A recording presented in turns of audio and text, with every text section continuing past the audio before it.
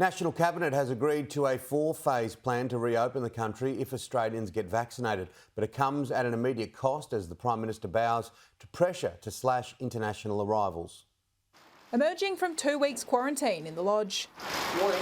Scott Morrison's first task out of isolation, National Cabinet. It's a very important meeting. I know the country is very much keen for us to chart that way out. Emerging with a new deal, paving a pathway out of the pandemic. Australia gets vaccinated, Australia is able to live differently.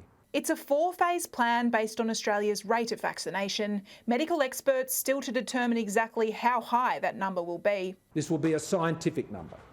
Won't be a political number, won't be an arbitrary number. With almost 8 million jabs administered, states have agreed to make lockdowns a last resort as the Prime Minister bows to pressure to slash international arrivals in half. The Delta strain is more contagious. This is a responsible way forward. I am disappointed for those thousands of Australians that can't come home. A shift from hotel to home quarantine on the cards with a small-scale trial to test its effectiveness. Vaccination means that shorter periods of quarantine is possible. And it'll give us a good picture of how much it might be able to be scaled up. When Australia reaches phase 2, lockdowns will only be used in the worst-case scenarios to prevent escalating hospitalisations and deaths.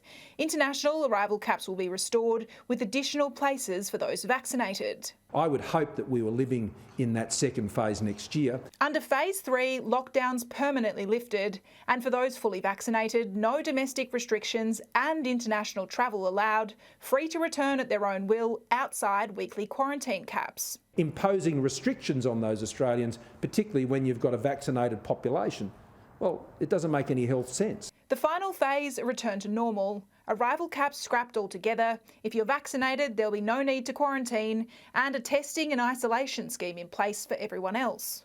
So when it is like the flu, we should treat it like the flu. The long-awaited plan finally charts a pathway out of the Fortress Australia mentality, but it remains to be seen whether states will stay the course. The Prime Minister argues it provides hope, encouragement and, crucially, an incentive for Australians to get the jab.